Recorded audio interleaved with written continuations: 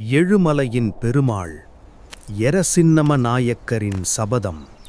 எழுமலையின் மண் 1000 ஆண்டுகளின் நினைவுகளை தாங்கி நிற்கிறது. கல்மேல் விழும் உளியின் ஒலி, மரமேடைகளின் முறுமுறுப்பு, வெயிலில் வியர்க்கும் மனிதர்களின் உழைப்பு, இவை அனைத்துக்கும் நடுவில் ஒரு கனவு, ஒரு சபதம், ஒரு பெருமாள் கோவில் உருவாகிக் கொண்டிருந்தது. அந்த காலம் எழுமலை ஜமீன்தார் எரசின்னம நாயக்கர் ஆட்சி செய்த காலம். அவர் ஒரு அரசன், ஆனால் அதற்கு மேலாக ஒரு பக்தன். சிறுவயதில் ஒரு இரவு, போரின் பயம், பசியின் வேதனை, அந்த இருளில் ஒரு ஒளி, சங்கு சக்கரம் தாங்கிய கரிய மேகநிற உருவம். இந்த மண்ணை காப்பாற்றுவாய், நீ ஆளும்போது எனக்கு ஒரு இல்லம் எழுப்புவாய். அது கனவா அல்ல அருளா? அந்த நாளிலிருந்து எரசின்னம நாயக்கரின் மனதில் ஒரே இலக்கு.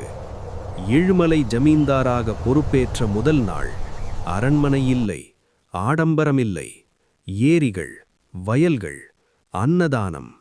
மக்கள் சொன்னார்கள், நமக்கு ஒரு அரசன் கிடைத்திருக்கார், ஆனால் அவர் அரசன் போல நடக்கவில்லை.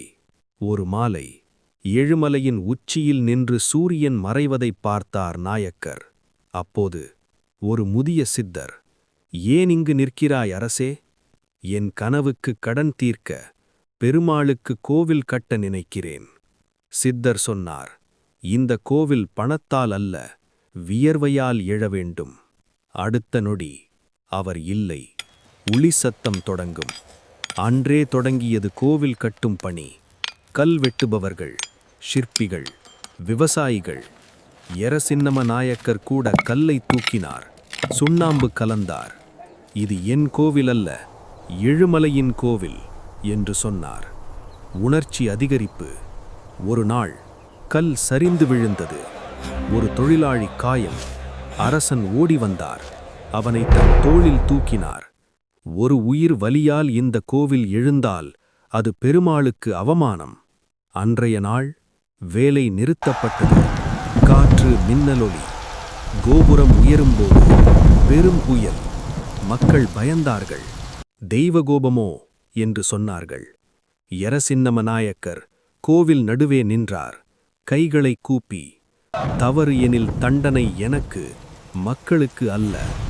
அந்த இரவு புயல் நின்றது. பல ஆண்டுகள் கழித்து கருங்கல்லில் நின்றார் எழுமலை பெருமாள். கருணை நிறைந்த பார்வை. திருக்குட நன்னீராட்டு நாள். முதல் துளசி மாலை எரசின்னம நாயக்கரின் கைகளால். அவர் சொன்னார், நான் அரசனில்லை, உன் சேவகர். இன்றும் எழுமலையில் அந்த கோவில் நிற்கிறது. கற்களில் ஒளி இல்லாவிட்டாலும் அதில் ஒலிக்கிறது ஒரு அரசனின் சபதம் மற்றும் பெருமாளின் அருள்.